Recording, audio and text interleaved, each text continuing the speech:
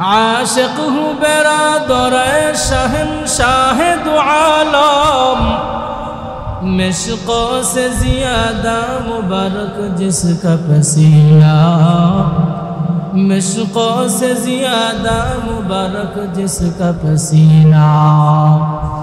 আমি যদি কোনো দিন পথ ভুলে যাই, হাত ছানি দিয়ে কাছে নিও, মমতার বন্ধনে আমায় বেঁধে সব ভুল ক্ষমা করে দিও। আমি যদি কোনো দিন পথ ভুলে যাই, হাত ছানি দিয়ে কাছে নিও, মমতার বন্ধনে আমায় বেঁধে সব ভুল সুলাইমান আলাইহিস সালাতু ওয়াস সালাম লোহা যদি মুষ্টি করে ফুঁক দিত তাহলে মোমের মতো গলে যাইত। এমন সুলাইমান আলাইহিস সালাতু ওয়াস সালাম দাউদ আলাইহিস সালাতু ওয়াস সালামের সন্তান হিসাবে নয়, বরং উনাকে আল্লাহ এমন রাজত্ব দান করেছে যেই রাজত্ব উনার পূর্বে কাউকে দান করা হয় নাই, আর উনার পরেও কাউকে দান করা হবে না, হয় নাই। মানে পয়গম্বর সুলাইমান আলাইহিস সালামকে আল্লাহ যেই রাজত্ব দিয়েছিলেন উনার পূর্বে কাউকে দেন নাই, ওনার পরেও কাউকে দেন। রাজাকে কেউ মারতে যাবে? উনি শাসক, রাষ্ট্রপ্রধান, রাজাকে কে মারতে যাবে? আমাদের প্রধানমন্ত্রী বাহিনী হলো র্যাব বাহিনী, সেনাবাহিনী, ব্যাটালিয়ন বাহিনী, পুলিশ বাহিনী আর বিজিবি বাহিনী। কিন্তু মানুষদের মধ্যে কিছু ক্যাটালগধারী মানুষ ছিল যারা ট্রেনিং প্রাপ্ত, তারা হলো আমাদের বর্তমান বিভিন্ন দেশের সরকারের বাহিনী, নিরাপত্তা বাহিনী। কিন্তু পয়গম্বর সুলাইমান আলাইহিস সালাতু ওয়াস সালামের বাহিনী যেমনভাবে মানুষ ছিল তেমনভাবে জিনের মধ্যে ওনার বাহিনী ছিল, পশুর মধ্যে ওনার বাহিনী ছিল, পাখির মধ্যে ওনার বাহিনী ছিল, এমনকি মাছের মধ্যেও ওনার বাহিনী ছিল। সুবহানাল্লাহ, সুবহানাল্লাহ। আল্লাহ কেমন রাজত্ব দিয়েছেন, এই রাজত্ব কাউকে। বাকি যত নবী আসছে সবাই কম বেশি নির্যাতন সইছে। পয়গম্বর নূহ আলাইহিস সালাম ৯৫০ বছর দিনের দাওয়াত দিয়েছেন, অত্যাচার হয়েছে। মানুষ তাকে পাথর নিক্ষেপ করতে করতে ঢাইকা দিতেন, ঢাইকা ফেলতেন। রাতের বেলায় জিব্রাইল আইসা সরাইয়া আবার মাথার মধ্যে, পায়ের মধ্যে, হাতের মধ্যে, শরীরে হাত বুলাইয়া দিতেন, আল্লাহ আবার সুস্থতা দান করতেন। পয়গম্বর নূহ আলাইহিস সালাম বলতেন, মালিক আগামীকাল আমার কি দায়িত্ব, কি কাজ? আল্লাহ পাক রব্বুল আলামিন বলে, আজকে আপনার যেই কাজ আগামীকালও আপনার সেই কাজ। সুবহানাল্লাহ। পয়গম্বর ইউনূস আলাইহিস সালাম আল্লাহকে ডেকে ডেকে বলে, মালিক আমি আমার সম্প্রদায়কে ৪০ বছর দিনের দাওয়াত দিলাম, ৪০ বছর দিনের দাওয়াত দেওয়ার পরে তারা আমার ধর্ম গ্রহণ করে নাই। আয় আল্লাহ, বরঞ্চ তারা ঠাট্টা মস্করা করে, আমাকে দেখতে পারে না, দেখলে আমার উপরে জুলুম অত্যাচার করে, আমাকে মারধর করে। আল্লাহ আমি আর নিতে পারতেছি না, এবার তোমার কুদরতি দরবারে বিচারে দিয়া দিলাম, নালিশ দিয়া দিলাম। বলেন তো আল্লাহর দরবারে বিচার দিলে নেই বিচার পাওয়া যায় কি যায় না? পাওয়া যায় কি যায় না? দুনিয়ার সর্দারেরা টাকার বিনিময়ে বিচার ঘুরাইতে পারে, কিন্তু আল্লাহ বলে না না, আমি আল্লাহ ইনসাফ করে বিচার করি, এমনকি কিয়ামত দিবসেও আমি আল্লাহ ইনসাফ করে বিচার করব। আল্লাহু আকবার। পয়গম্বর ইউনূস আলাইহিস সালাতু ওয়াস সালাম আল্লাহকে বলার পরে আল্লাহ বলে, আপনি আপনার উম্মতদেরকে বলে দেন ৩ দিনের ভিতরে যদি ঈমান তারা তো আনলই না, ৩ দিনের ভিতরে আমি আল্লাহ আযাব দিব। যখন পয়গম্বর তাদেরকে বলতেছে যে তোমরা যদি আল্লাহর গোলামি না করো তাহলে তোমাদেরকে আযাব দেওয়া হবে, তারা ঠাট্টা মস্করা করে, আযাব দিব? আচ্ছা কোন সময় দিব, কোন সময় আইব, তারিখ কোন? কত বড় সাহস দেখছেন? ঈমান তো আনেই না, পয়গম্বরকে মারে। উল্টা কইছে যে তোমরা ঈমান না আনলে তোমাদেরকে আল্লাহ আযাব দিবে, গজব দিবে। গজব কোন সময় আইব? গজব কুদ্দুর আইছে, যে গাড়িতে গজব আইতাছে গাড়ির তেল লাগবে নি? কোন তারিখ কোন সময় আইব? সকালে আইব, দুপুরে আইব, বিকেলে আইব? কত বড় হাজি। পয়গম্বর তো মানেই না, উল্টা আল্লাহর সাথে ঠাট্টা মস্করা করে। বাচ্চারা কথা বলবা না, আযাব কবে আসবে তারিখ দেন। পয়গম্বর ইউনূসকে দেখছো কারবার, মানে না তো মানে না, আল্লাহ নাফরমানি করতেছে, আবার করে আযাব কোন সময়? আল্লাহর সাথে পাল্লা। আল্লাহর সাথে পাল্লা দিয়া পৃথিবীর শুরু থেকে আজ পর্যন্ত কেউ পারে নাই, পারবেও। আস্তে কোন ইমানের কমতি আছে, পারবে না। পয়গম্বর ইউনূস বলে আল্লাহ তারা কয় আযাব কবে দিবা, তারিখ দিতে। আল্লাহ কয় আচ্ছা আমি আল্লাহর সাথে পাল্লা, কোন সময় আযাব দিমু? পয়গম্বর ইউনূসকে আল্লাহ বলে দেয়, ইউনূস তুমি তোমার সম্প্রদায়কে বলে দাও 3 দিনের ভিতরে আমি আল্লাহ আযাব প্রেরণ করব তাদের উপরে। 3 দিনের কথা বলার পরে পয়গম্বর ইউনূস সম্প্রদায়ের কাছে যাইয়া বলে, ও সম্প্রদায়েরা, তোমাদের উপরে আল্লাহ তারিখ দিয়েছেন 3 দিন 3 রাতের পরে আযাব আসবে। বলে আচ্ছা ঠিক আছে, দেখা যাবে, আমরা আযাবের মোকাবেলা করার জন্য প্রস্তুত আছি। জোরে পড়েন না আউযুবিল্লাহ। পয়গম্বর ইউনূসের ঘটনা আল্লাহ পাক রব্বুল আলামিন বলতেছেন, ওয়াদান্নুন, মাসওয়ালা নবীর ঘটনা বর্ণনা করতেছি, তোমরা তা মনোযোগ দিয়া শোনো। এটা বাংলাদেশের, মালদ্বীপের কিংবা অন্য দেশের কোনো ঘটনা না, এমনকি এটা সত্য ঘটনা, এমন সত্য ঘটনা যা কোরআনে আল্লাহ বলেছেন, পয়গম্বরের ঘটনা, কিচ্ছা কাহিনী না যে এটা এমনিতেই আমি বানায়া বানায়া বলবো। পয়গম্বর ইউনূস আলাইহিস সালাম সম্প্রদায়কে বলিয়া ওই সম্প্রদায়কে মনে মনে চিন্তা করতেছে, আযাব যখন আসবে আমি আর এখানে থেকে কি করব, আমি এখান থেকে চলে যেতে হবে। পয়গম্বর ইউনূস আলাইহিস সালাম আল্লাহর পক্ষ থেকে আদেশ আসার কোনো অপেক্ষা না করে নিজে নিজেই সিদ্ধান্ত নিয়ে নিয়েছেন, যার জন্য এই সিদ্ধান্তটা আমার আসমানের মালিক আল্লাহর দরবারে পছন্দ হয় নাই। বাচ্চাদেরকে বারান্দায় দিয়ে দেন তো, ডিস্টার্ব হইতেছে, বাচ্চাদেরকে বলেন বারান্দায় যাওয়ার জন্য। আল্লাহর পয়গম্বর ইউনূস আলাইহিস সালাম সন্তান 2 জন নিয়ে আবার স্ত্রী নিয়ে গ্রাম ছেড়ে গ্রামের বাহিরে চলে যাওয়ার জন্য অন্যত্র চলে গেলেন, রওনা হয়। 2 দিন চলে গেল, আর মাত্র বাকি আছে কই দিন? সবাই জুড়ে বলেন কই দিন? 3 দিন পরে আযাব আসবে। পয়গম্বরের কথা তো মিথ্যা না, কারণ পয়গম্বররা নিজে থেকে বানায় কোনো কিছু বলে না, যতক্ষণ না পর্যন্ত আমার মালিক জিবরাইলের মাধ্যমে আল্লাহর পয়গম্বরদের নিকটে ওহী প্রেরণ না করি। কিন্তু পয়গম্বর ইউনূস আলাইহিস সালাতু ওয়াস সালাম আল্লাহর আদেশের অপেক্ষা না করে নিজেই সিদ্ধান্ত নিয়ে নিলেন। আল্লাহ এখানে একটু নারাজ হয়েছেন ইউনূস আলাইহিস সালামের উপরে। পয়গম্বর ইউনূস আলাইহিস সালাম স্ত্রী নিয়া সন্তান নিয়া দূরের পার্শ্ববর্তী গ্রামে চলে গেলেন। 3 দিন যখন হয়ে যাবে, 2 দিন অতিবাহিত হয়ে যাওয়ার পরে এবার তাদের মধ্যে একজন বলতেছি, আযাব যে আসবে নবী যেহেতু বলেছেন তা সত্য, মিথ্যা হবে না। এবার একজন বয়োজ্যেষ্ঠ মুরব্বী ডাইকা বলে, ও আমার জাতি, আমি তাওরাত ইনজিল পড়েছি, আসমানি কিতাব যতগুলো আছে সবগুলোর মধ্যে কিছুগুলা আমি অধ্যয়ন করে দেখলাম, যে এলাকার মধ্যে যদি আল্লাহর কোনো গজব আসার সম্ভাবনা থাকে ওই স্থানে নবী থাকবে না, আর নবী যদি থাকে 100% কোনো আযাব আসবে না। সুবহানাল্লাহ। তখন বলে যে কি করা যায়? কই গিয়া দেখো আগে ইউনূস বাড়িতে আসেনি, যদি পয়গম্বর ইউনূসকে বাড়িতে পাওয়া যায় তাহলে আযাব আসবে না, বুদ্ধি। আর যদি পয়গম্বর ইউনূসকে বাড়িতে না পাওয়া যায় তাহলে আযাব আসবে, কোনো নিশ্চয়তার 100% গ্যারান্টি, কোনো সন্দেহ নাই। এবার গোটা নিনুয়া নামক শহরে তন্ন তন্ন তন্ন তন্ন করে পয়গম্বর ইউনূসকে খোঁজা হয়, কোনো জায়গায় পয়গম্বর ইউনূস এবং তার পরিবারকে পাওয়া যায় না। আল্লাহু আকবার। সমস্ত নিনুয়া নামক শহরের মধ্যে কোথাও পাওয়া যায় না। সবাই তালাশ করার পরে দৌড়াইয়া পেরেশান হইয়া তাদের জাতির কাছে লোক যখন সব জায়গার মধ্যে সমন্বয় হলো, একত্রিত হলো একটা মাঠের মধ্যে, বলতেছে পয়গম্বর ইউনূস কিন্তু বাড়িতে নাই। তাহলে পয়গম্বর ইউনূস যে বদদুয়া করেছেন 100% আল্লাহর পক্ষ থেকে আযাব আসবে। 3 দিন যখন অতিবাহিত হয়ে গেল, আকাশের দিকে তাকায় দেখে আকাশ কালো হয়ে গেছে, এমন কালো, এমন পরিবেশ পৃথিবীর মানুষ ইতিপূর্বে জিন্দেগিতে দেখে নাই। বিকট আওয়াজ হইতেছে, বজ্রপাত হইতেছে, কালবৈশাখী ঝড়ের মতো কালো হয়ে গেছে। এমন ভয়ঙ্কর পরিস্থিতি দেখিয়া তাদের অন্তর কেঁপে উঠল, তারা ভয় পেয়ে গেল, অনুতপ্ত হয়ে গেল, আয় হায় আমরা বেশি জুলুম করে ফেললাম, পয়গম্বর ইউনূসের উপর আমরা বেশি জুলুম অত্যাচার করে ফেললাম, আল্লাহর নাফরমানির সীমা রেখা আমরা ছাড়ায় গেলাম।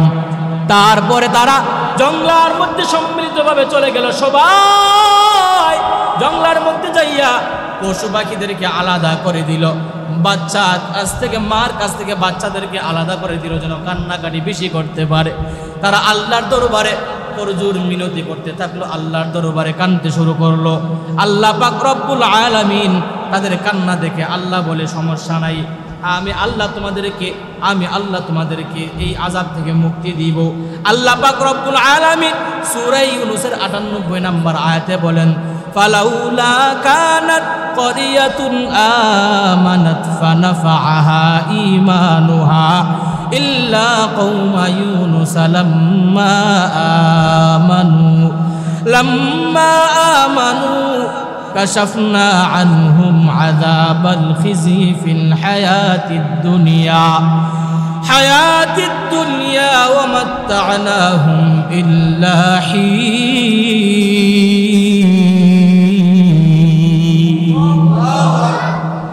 আল্লাহ পাক রব্বুল আলামিন বলে, কোন জনপদ এমন হয় নাই কেন যারা আযাব না দেখে ঈমান আনবে, তাদের উপকারের আগে আগে ঈমান আনবে, ক্ষতি হওয়ার আগে আগে ঈমান আনবে। কারণ পয়গম্বর ইউনূস আলাইহিস সালামের উম্মতেরা আযাব দেখার পরে তারপরে ভয়ে ঈমান আনছেন, কিন্তু বাকি যত উম্মতেরা ঈমান আনছেন আযাব না দেখে, কল্পনা করেও নাই, পয়গম্বরদের মুখে শুনছে আযাব বড় কঠিন, এই ভয়ে ঈমান আনয়ন করেছেন।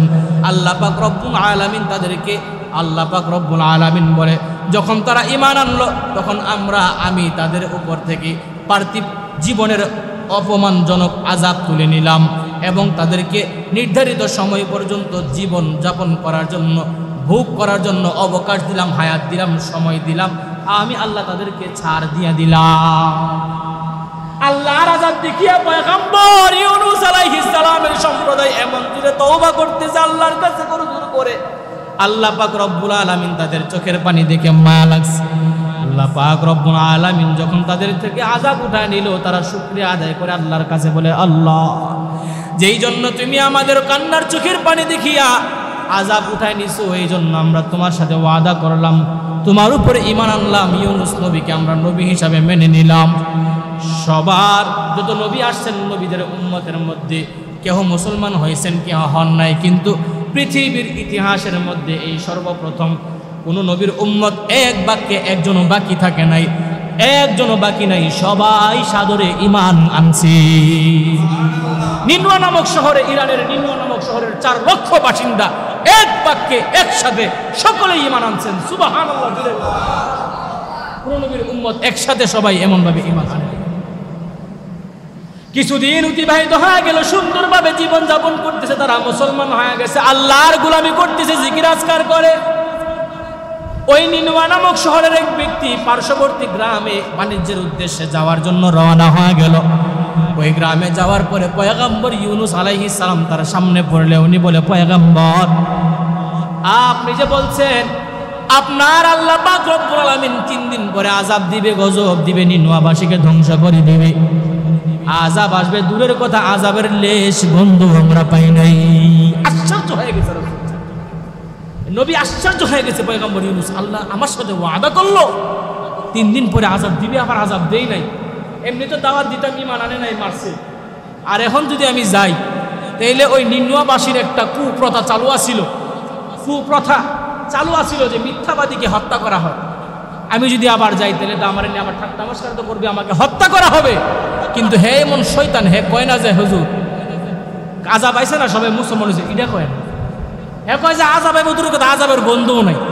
যদি এই কথা বলতো যে আযাব আসে নাই, আমরা আযাব দেখছি, আসমানে আযাব আসছিল, দেখে আমরা তওবা করে ঈমান আনছি, এই কথা কয় না। হে কয় যে আযাব আইছে না, যে এই কথা কইতো তাহলে কিন্তু পয়গম্বর ভুল সিদ্ধান্ত নেয় নাই। পয়গম্বর ইউনূস আলাইহিস সালাম মনে মনে ধারণা করে, আর আমার গ্রামে আমি যেতে পারবো না, এবার আমাকে দূরে পয়গম্বর ইউনূস চিন্তার মধ্যে পড়ে গেলেন। এমন সময় স্ত্রী ডেকে ডেকে বলেন, ও আমার স্বামী, আপনি কোনো চিন্তা করবেন না, টেনশন করবেন না, আমাকে আমার আল্লাহ হেফাজত করবে, আমার আল্লাহর উপরে ভরসা আছে। সুবহানাল্লাহ। সুবহানাল্লাহর আওয়াজ ফুতাইল মুড়ির মতো লাগতেছে। সুবহানাল্লাহ বলে মসজিদ গরম হয়ে যাওয়ার কথা। এত বড় ঘটনা, নবীর ঘটনা, আমরা সুবহানাল্লাহ কর না। আমার এলাকার মনে সুবহানাল্লাহ বলতে নাই কিছু নাকি? আচ্ছা যাই হোক, সুবহানাল্লাহ বলে কিন্তু লস নাই, লাভ। পয়গম্বর ইউনূস আলাইহিস সালাম বলে, বলতেছো? হ্যাঁ বললাম। আমার আল্লাহর উপরে আমার পরিপূর্ণ বিশ্বাস আছে, আপনি আমার চিন্তা করবেন না, চলে যান। পয়গাম্বর ইউনূস ছিলেন সরল পয়গাম্বর, সাদা সিধা মনের পয়গাম্বর, ভিতরে কোনো জিলাপির মতো পেঁচ ছিল না, কোনো ক্রিমিনালি বুদ্ধি পয়গাম্বর ইউনূসের ছিল না, সরল সহজ নবী ছিলেন। পয়গাম্বর ইউনূস আলাইহিস সালাম স্ত্রীকে রেখে আল্লাহর উপরে ভরসা করে রওনা হয়ে গেলেন। সামনে ফুরাত নদী পড়লো, ফুরাত নদী, ওই সময় পানি প্রচুর আসা যাওয়া করতো, স্রোতের কারণে মানুষ পার হতে পারে না।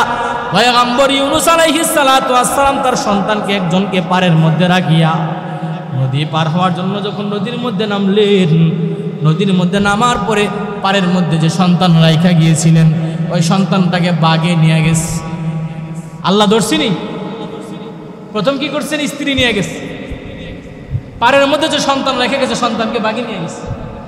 পয়গাম্বর ইউনূসের সাথে যে সন্তান ছিল মাছে নিয়ে গেছে, বড় একটা মাছ আরেকটা ছেলেকে নিয়ে গেছে, ছোট ছেলেকে নিয়ে গেছে, অসহায় হয়ে গেছে।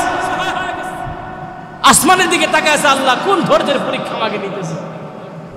পয়গাম্বর ইউনূস আলাইহিস সালাম প্রথমে স্ত্রীকে ছেড়ে দিলেন, ডাকাত দল তাকে আটক করে দিল। আল্লাহর উপরে ভরসা করে স্ত্রী বলল, আপনি চলে যান, এই ডাকাতরা আমার কোনো কিছু করতে পারবে না, আমার আল্লাহর উপরে আমার ভরসা আছে।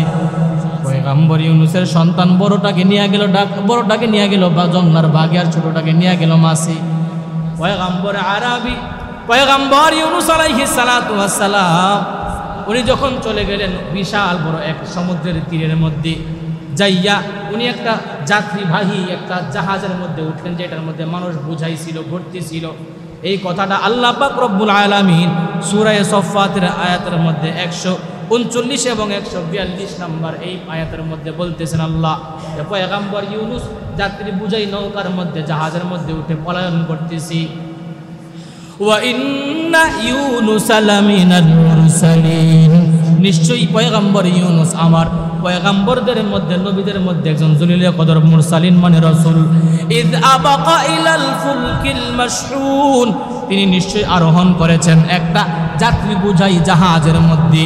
ফাসাহামা ফাকানা মিনাল মুদহাদিন, অতঃপর তারা লটারি দিল, লটারির মাধ্যমে যখন নির্ণয় করলো, লটারির মধ্যে বারবারে পয়গাম্বর ইউনূসের নাম আসলো। ফালতাকামাহুল হুতু ওয়া হুয়া মুলিম, অতঃপর উনি নদীতে ফালানোর উপরে ওনাকে একটা মাছ গিলে নিল। এমত অবস্থায় সে নিজেকে ধিক্কার দানকারী ওই সময় পয়গাম্বর ইউনূস নিজেকে ধিক্কার জানায় যে আমি আমার মালিকের সাথে গাদ্দারি করলাম। এটা সরল অর্থ, ব্যাখ্যাই যাই। পয়গাম্বর ইউনূস আলাইহিস সালাম ইয আবাকা ইলাল ফুলকিল মাশহুন, পয়গম্বর ইউনূস আলাইহিস সালাম সমুদ্রের তীরে যাইয়া যাত্রী বুঝাই একটা জাহাজের মধ্যে উঠে গেল। জাহাজ নদীপথে চলাচল করতে করতে মধ্য নদীর মধ্যে যখন সমুদ্রে চলে গেল, জাহাজ আর চলে না, খালি ঘূর্ণিপাকের মধ্যে পড়ে গেল, ঘুরতেছে ঘুরতেছে ঘুরতেছে ঘুরতেছে। ওই সময় একটা কুপ্রথা চালু ছিল ইরানের মধ্যে, এই নদীর মধ্যে যদি কোনো জাহাজ আটকে যায় তাহলে নদীর দানবকে, বিশাল একটা দানব থাকে, যেই দানবকে অথবা নদীকে একটা মানুষ সুপুর্দ করা লাগে, অথবা এই নৌকার মধ্যে নিশ্চয়ই কোনো বান্দা আছে, কোনো গোলাম আছে যারা তারা মালিকের সাথে গাদ্দারি করেছে, চুরি করেছে। এই গোলাম যদি থাকে, পাপিষ্ঠ থাকে, গুনাহগার থাকে, তাহলে জাহাজ আর সামনে আগাবে না। তখন জাহাজের যে ড্রাইভার বণিক বলতেছে, আমাদের জাহাজের মধ্যে কে আছো যে পলায়ন করে আসছো, পলায়নকারী আসামি কে আছো, তোমার জন্য আমাদের জাহাজ চলে না। পয়গম্বর ইউনূস কয়, আসলেই তো আমি পলায়নকারী, আমার মালিকের কাছ থেকে পলায়ন করলাম। আল্লাহু আকবার, নিজে নিজে অনুতপ্ত হইতেছে। কাউকে খুঁজে পাওয়া যায় না, কে পলায়নকারী কেউ স্বীকার করতে চায় না। তখন তারা লটারির মাধ্যমে নির্ণয় করবে কে আসামি, কার নাম আসে। সবার নাম একত্রিত করে লটারি দেওয়া হলো। প্রথম নম্বর লটারির মধ্যে পয়গম্বর ইউনূস আলাইহিস সালামের নাম। সুবহানাল্লাহ, পয়গম্বর ইউনূস আলাইহিস সালামের নাম আসে। ইউনূস কে? এই ইউনূস কেডা? নৌকার মধ্যে ইউনূস কে যে আসামি পলায়ন করে আসছে। পয়গম্বর ইউনূস যখন বের হইছে, চেহারা দেখে মানুষ কয় আল্লাহু আকবার, সুবহানাল্লাহ, এত সুন্দর মানুষ আপনি। কারণ ওই বললাম না, যেই জনপদে আল্লাহ নবী পাঠাইতেন, ওই সময়ের ওই নবী ছিলেন সবচেয়ে সুন্দর হ্যান্ডসাম, সবচেয়ে জ্ঞানী মানুষ থাকতো তারা, নবী রাসূলরা, তারা বলে যে না না না, এত চেহারা, সুন্দর চেহারার মানুষ, এত সুন্দর অবকাঠামোর মানুষ, মাথার মুখের মধ্যে দাড়িওয়ালা মানুষ, পাগড়িওয়ালা মানুষ, এমন সুন্দর মানুষ চুর হইতে পারে না, আরে পলাতক আসামি হইতে পারে না। ভুল হয়েছে, আবার ট্রাই করো। কি বলতেছে যে এই লটারি ভুলও তো হইতে পারে, আবার ট্রাই করো, আবার লটারি দাও। জনপদের মানুষ নৌকার মধ্যে যারা ছিল তারা আবার লটারি দিল। দ্বিতীয়বার লটারির মধ্যে পয়গম্বর ইউনূস আলাইহিস সালামের নাম আসলো।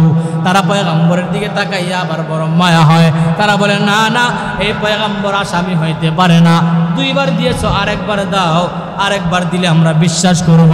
তৃতীয়বার লটারি দেওয়া হলো, তৃতীয়বার লটারির মধ্যে পয়গম্বর ইউনূসের নাম আসলো। তারা বলে না, আরেকবার দিতে থাকো। এমন ভাবে কোন কোন রিওয়ায়াতে 9 বার, 7 বার, আবার 10 বার বলা হয়।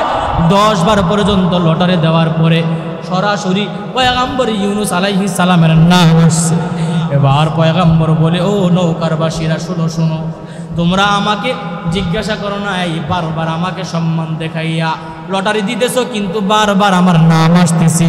যতবার আমার নাম আসতেছে আমি ততবার লজ্জা পাইতেছি। আসলে আমি আমার আসমানের মালিক, যে আল্লাহ আমাকে হেফাজত করতে পারে, ওই আল্লাহর কাছ থেকে আমি পলায়ন করেছি, যার জন্য আসমানের মালিক আমাকে পাকড়াও করেছে। আজ তোমরা আমাকে সম্মান প্রদর্শন না করি আমাকে নদীর মধ্যে ফালাইয়া দাও। তোমরা সকলের জন্য, আমি তোমাদেরকে একা বিপদে ফালাইতে পারি না, সকলের জন্য আমি নিজেকে উৎসর্গ করে দিলাম।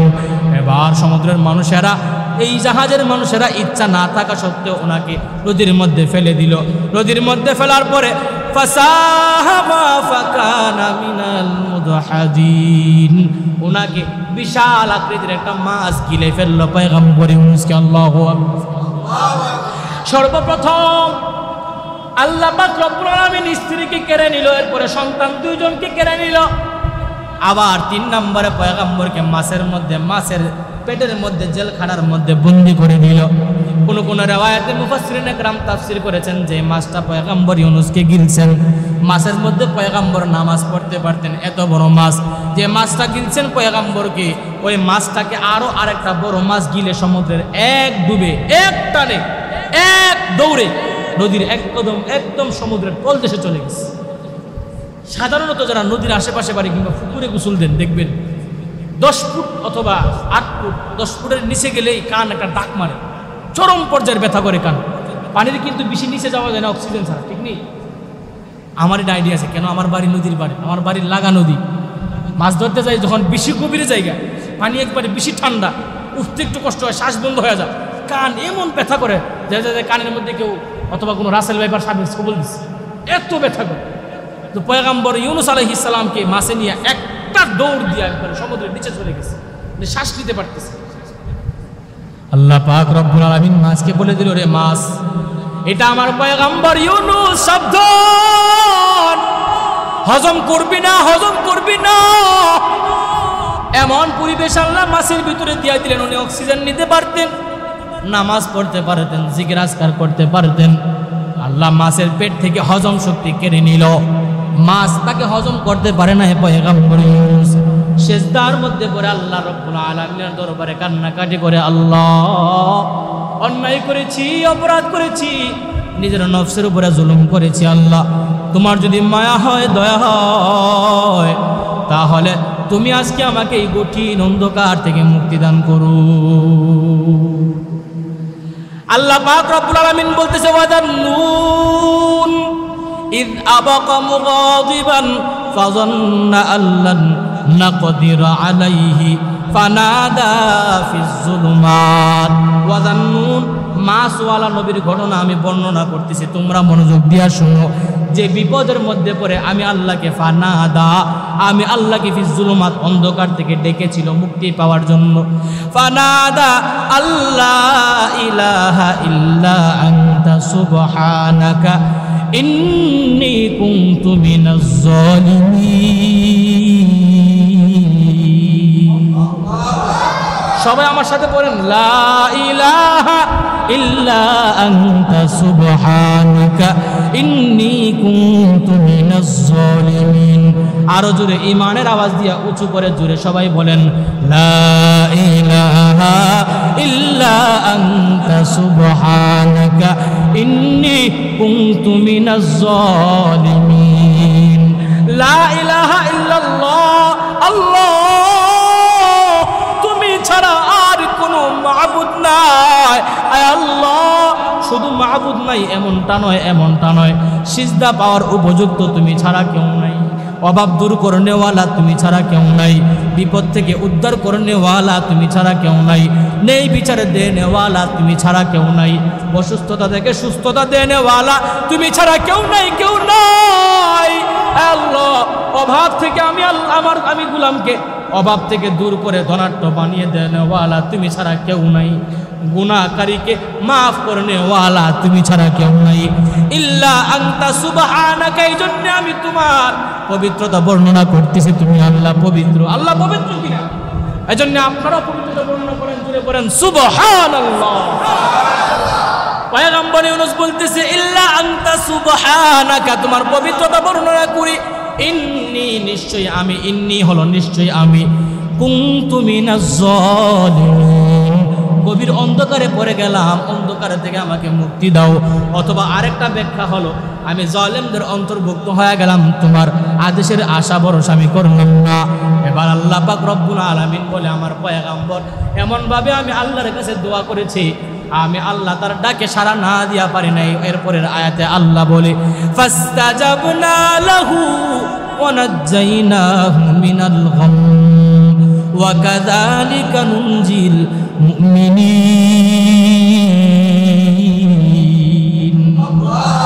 ফাস্তাজাবনা লাহু, ফাস্তাজাবনা, আমি আল্লাহ পয়গম্বর ইউনূসের ডাকে সাড়া দিলাম। ফাস্তাজাবনা, আমি আল্লাহ উত্তর দিলাম, আমি আল্লাহ সাড়া দিলাম, কবুল করলাম। লাহু, লাহুর মার্জা হলো পয়গম্বর ইউনূস। এই যে হু, হা উল্টা পেশ হু অথবা হা পেশ হু, এই হা পেশ হু এর দ্বারা উদ্দেশ্য হলো পয়গম্বর ইউনূস। ফাস্তাজাবনা, আমি আল্লাহ কবুল করলাম, উত্তর দিলাম লাহু পয়গম্বর ইউনূসের ডাকে। ওয়া নাজ্জাইনাহু মিনাল গাম্মি, আমি আল্লাহ তাকে কঠিন মুসিবত থেকে, মাছের পেট থেকে মুক্তি দিলাম। সুবহানাল্লাহ। ওয়া কাযালিকা নুনজিল মুমিনিন, এটা আমাদের জন্য বলে, এমনই ভাবে আমি আল্লাহ মুমিন বান্দাদেরকে বিপদ থেকে মুক্তি দিয়া থাকি। সুবহানাল্লাহ। তাহলে বিপদ থেকে মুক্তি দেনেওয়ালা কে? বিপদ থেকে আমরা বিপদে পড়লে উদ্ধার হওয়ার জন্য দোয়া করব কার কাছে? বিপদে পড়ছি দোয়া করব কার কাছে? না না, আল্লাহর কাছে না, ফিরি বাবার কাছে। মাজারও ছাগল মানে, গরু মানে। তাহলে আপনারা, আমি বলবো আর আপনারা জোরে জোরে বলবেন আল্লাহর নাম। মন থাকবো ইনশাআল্লাহ। স্বীকারোক্তি দেন। ইমানের তিনটা রূপ, ইকরার বিল লিসান, তাসদীক বিল জিনান, আমল বিল আরকান। ইকরার বিল লিসান, জবান দিয়ে স্বীকার করা যায় আল্লাহই সব পারে, আল্লাহ ছাড়া কেউ পারে না। লা ইলাহা ইল্লাল্লাহ, আল্লাহ ছাড়া কোনো মাবুদ নাই, এটারও বাংলা অর্থ খালি খালি আল্লাহ ছাড়া কোনো মাবুদ নেই, এটাই অর্থ না। আল্লাহ ছাড়া কোনো মাবুদ নাই, আল্লাহ ছাড়া কারোর কাছে মাথা নত করা যাবে না, আল্লাহ ছাড়া কেউ রিজিক দেনেওয়ালা নাই, আল্লাহ ছাড়া কেউ বিপদ থেকে উদ্ধার, যা আছে যাবতীয় কাউকে মানে না, কোনো সংবিধান মানি না, কিছু মানি না। কোরআন মানি, আল্লাহ মানি, রাসূল মানি, আল্লাহ যা বলে তা মানি। আল্লাহ ছাড়া বাকি সব হলো ক্ষমতা ছাড়া, একমাত্র আল্লাহই হলো আসল শক্তিওয়ালা, আসল শক্তিবান। আর আল্লাহ কয় আমিই ধনী, বাকি সব দুনিয়ার মানুষ হলো ফকির, গরিব। এজন্য আমি বলবো, আপনারা বলবেন কার কাছে? আল্লাহর কাছে। ঠিক আছে? তাহলে বিপদ থেকে উদ্ধার করনেওয়ালা কেউ নাই, কে ছাড়া? বিপদে পড়লে কার কাছে যাব? ইমানের আওয়াজ দিবেন, ইমানের আওয়াজ দিবেন। কার কাছে? অসুস্থ হইলে আমরা সুস্থতা চাইবো কার কাছে? আমরা যদি গরিব হয়ে যাই তাহলে গরিবত থেকে দূর করার জন্য চাইবো কার কাছে? ফসল কম হইতেছে, ফসল বেশি হওয়ার জন্য দোয়া করব কার কাছে? সন্তান হয় না, দোয়া করব চাইবো কার কাছে? নেই বিচারের জন্য দোয়া করব কার কাছে? জান্নাতের জন্য দোয়া করব কার কাছে? জাহান্নাম থেকে মুক্তির জন্য দোয়া করব কার কাছে? গুনাহ মাফের জন্য দোয়া চাইবো, দোয়া করব কার কাছে? পয়গম্বর ইউনূস আল্লাহর কাছে বলতেছে, আল্লাহ আমি মুসিবতের মধ্যে পড়ে গেলাম, তুমি আমাকে মুক্তি দাও। আল্লাহ কয় ফাস্তাজাবনা লাহু, আমি আমার পয়গম্বর, আমার নবী পয়গম্বর ইউনূসের ডাকে সাড়া দিলাম।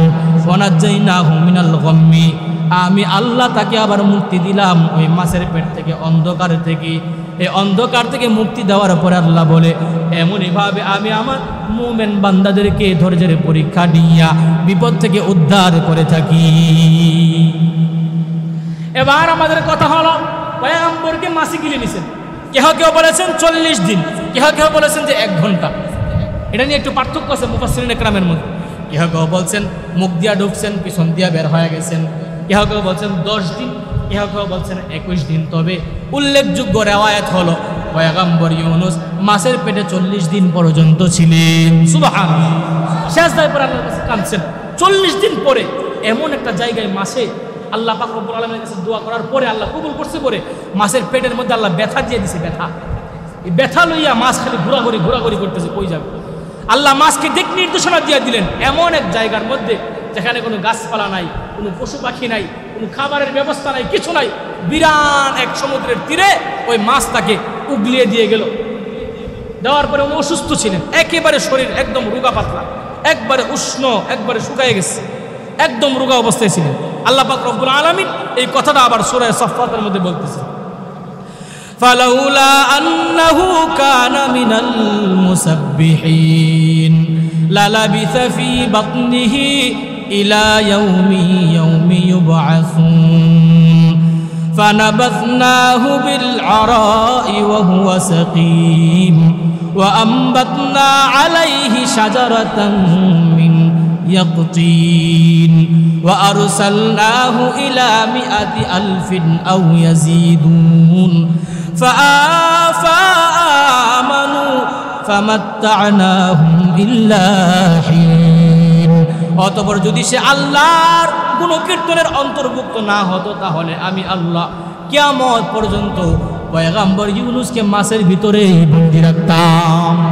মানে হলো পয়গম্বর ইউনুস যদি আল্লাহর কাছে এই কথা না বলতো, লা ইলাহা ইল্লা আনতা সুবহানাকা ইন্নী কুনতু মিনাজ জালিমিন, আল্লাহ তুমি ছাড়া আর কেউ নাই আমাকে উদ্ধার করনেওয়ালা, তুমি পবিত্র, তুমি মহান, তুমি ছাড়া ইবাদতের উপযুক্ত কেউ নাই, আমি জুলুম করেছি, অন্ধকারে পড়ে গেছি, তোমার কাছে আশ্রয় চাইতেছি। আল্লাহর কাছে আশ্রয় চাওয়ার কারণে, নিজের ভুল বুঝার কারণে, এজন্য আল্লাহ বলতেছে আমি তাকে মুক্তি দিয়ে দিলাম। আর যদি সে আমার কাছে মুক্তি না চাইতো কিয়ামত পর্যন্ত মাছের ভিতরে আমি বন্দি রাখলাম। এটা কিন্তু অন্যায় বলা যাবে না, একটা মিস্টেক, একটা ভুল ডিসিশন নিয়েছেন। জিব্রাইল আসার, আল্লাহর আদেশ আসার অপেক্ষা উনি করেন নাই, নিজে নিজে সিদ্ধান্ত নিয়েছেন বলে আল্লাহ একটু রাগান্বিত হয়েছেন। আদব শিক্ষা দিতেছেন আল্লাহ, যেমন শাসন বাবা সন্তানকে করে, আব্বু তুমি যে এই কাজটা করছো এটা কিন্তু আমার পছন্দ হয় নাই, নেক্সট টাইম যেন তোমাকে এই অন্যায় না দেখি। আদর ভাষায়, মিষ্টি ভাষায় একটা শাসন আছে না, আল্লাহ এই শাসন করছেন। আর আল্লাহর মুখলিস বান্দা যারা, পরহেজগার বান্দা যারা, এরা একটু এদিক সেদিক অন্যায় ভুল আল্লাহ বরদাস্ত করেন না, এই জন্যে আল্লাহ সাথে সাথে শিক্ষা দিয়ে দেন। এরপরে আল্লাহ বলতেছেন এমন একটা জায়গার মধ্যে আমি তাকে রাখলাম, অতঃপর আমি তাকে এমন একটা জায়গার মধ্যে রাখলাম, এমন একটা জায়গার মধ্যে ফালাইলাম যে সে রুগ্ন ছিল, রোগা ছিল, রোগা, অসুস্থ হয়ে গেছে, চামড়াগুলো নরম হয়ে গেছে। শক্ত জিনিসের মর খাইলে চামড়া ছুলে যাবে। এবার আল্লাহ পাক রব্বুল আলামিন বলতেছে আমি এমন একটা লতা পাতা বিশিষ্ট বৃক্ষ উদ্ভূত করলাম এবং তাকে লক্ষ ও ততোধিক লোকের দিকে প্রেরণ করলাম। আল্লাহ পাক রব্বুল আলামিন ওনাকে একটা লতা পাতা দিয়ে আবৃত করলেন। মুফাসসিরিন একরাম এই লতা পাতাকে তুলনা করেছেন লাউ গাছের সাথে। কি গাছের সাথে? সবাই কয় না, এই বুঝতেছেন নি? লাউ গাছের সাথে আল্লাহ ওনাকে পেঁচায় দিয়েছেন, লতা পাতা দিয়ে ঢাকা দিয়েছেন লাউ গাছ। কেউ কেউ বলছেন লাউ গাছ, কেউ কেউ মুফাসসির বলছেন এমন লাউ গাছ অথবা এমন গাছ যে গাছের পাতা ছিল বড় বড় ছায়া বিশিষ্ট, যে গাছের লত ছিল নরম, যে গাছের ফলটা পানি জাতীয় ফল, যেটা কাঁচাও খাওয়া যায়, রান্না করে খাওয়া যায়। এই জন্য তারা ব্যাখ্যা বিশ্লেষণ করে বের করছে লাউ গাছ ছিল। সুবহানাল্লাহ বলবেন না? লাউ রাসূল পছন্দ করতেন, লাউ রাসূলের প্রিয় খাবারের লিস্টের মধ্যে একটা ছিল লাউ। লাউ ভালোবাসবেন। এই লাউ গাছের মাধ্যমে আল্লাহ পয়গম্বর ইউনুসকে আবৃত করে নিয়েছেন। আবৃত করার পরে আল্লাহ পাক রব্বুল আলামিন পয়গম্বর ইউনুসকে এই লাউ খাওয়াইতেন এবং সুস্থতা দিয়েছেন। কিছুদিন পর যখন সুস্থ হয়ে গেল, আবার আল্লাহ পাক রব্বুল আলামিন বলতেছে ফাস্তাজাবনা লাহু, আল্লাহ পাক রব্বুল আলামিন বলতেছে যে আমি আল্লাহ আবার তাকে প্রেরণ করলাম। ওয়া আরসালনা ইলা 100,000 আও ইয়াজিদুন, মানে হলো আমি আল্লাহ লক্ষর চাইতে অধিক মানুষের কাছে আমি আবার প্রেরণ করলাম। মানে হলো যে জাতিকে ফালাই দিয়ে আসছিল, ওদের প্রথম বললাম না, তারা প্রথম থেকে শুনছেন যে নিনওয়া নামক শহরে পয়গম্বর ইউনূসের অনুসারী ছিল কতজন? 4 লক্ষ। কতজন? এই 4 লক্ষ মানুষের ঈমান আনছে, তো উনি তো আর জানে না, এজন্য আল্লাহ আবার তাদের দিকে প্রেরণ করতেছে। সুবহানাল্লাহ বলবেন না? পয়গম্বর ইউনূস পাঠাইলেন, আবার আল্লাহ সেখানে পাঠাইলেন। মুহতারাম হাজিরিন, এটার প্রথম পর্ব আজকে আমরা শেষ করলাম। সর্বশেষ পর্ব আসল আরো গুরুত্বপূর্ণ মজার কিছু ঘটনা, আশ্চর্য ঘটনা। পয়গম্বর ইউনূসের স্ত্রী কিন্তু আল্লাহ আটকে দিছিল, সন্তান কিন্তু নিয়ে গেছিল, একটা বাঘে নিয়েছিল, একটা মাছে নিয়েছিল। ওই ঘটনা কিন্তু আবার উদ্ধার হয়েছে কিনা ওটা করে বলতে হবে না। আগামী জুমাতে দ্বিতীয় পর্ব আমরা আলোচনা করবো ইনশাআল্লাহ, আল্লাহ যদি তৌফিক দেয়। আল্লাহ যেমনভাবে নিয়েছিল এমনভাবে সব আবার ফিরে দেয়। এই বাকি কথাগুলা যদি আল্লাহ তৌফিক দেয়, সুস্থ রাখে, আগামী জুমাতে বর্ণনা করব। তবে আজকে আমরা এতে কি শিখলাম? শিখলাম হলো 1 নম্বরে আমরা নিজে নিজে কোনো সিদ্ধান্ত নিব না। সিদ্ধান্ত নেওয়ার পূর্বে আমরা তো নবী রাসূল না যে আল্লাহ ডাইরেক্ট আদেশ দিবে, এজন্য আমরা কি করব? 2 রাকাত নামাজ পড়বো। কি করব? সবাই বলেন কি করব? 1 নম্বর কাজ হলো ধৈর্য ধরতে হবে। 1 নম্বর শিক্ষা, ধৈর্য ধারণ করতে হবে। 2 নম্বর শিক্ষা হলো কোনো সিদ্ধান্ত নেওয়ার আগে, বড় বড় কোনো ডিসিশন নেওয়ার আগে উজু করে 2 রাকাত নামাজ পড়ে ইস্তেখারা করব, ধ্যান করব, জিকির করব, আর বলব দেখি আমার মনে কোন জিনিসটা সাক্ষী দেয়, আল্লাহ কোন জিনিসটা চায়। আর বিপদে পড়ে ধৈর্য হারা হওয়া যাবে না, আল্লাহর কাছে সাহায্য প্রার্থনা করতে হবে ইনশাআল্লাহ। আমরা এই 3টা জিনিস এর থেকে শিখলাম। আমি গুনাহগারকে সহ আমাদের সকলকে এর থেকে শিক্ষা গ্রহণ করার তৌফিক দান করুন। সকলে জোরে পড়ি আমিন। ওয়া আখিরু দাওয়ানা আলহামদুলিল্লাহি রাব্বিল আলামিন। সম্মানিত মুসলিম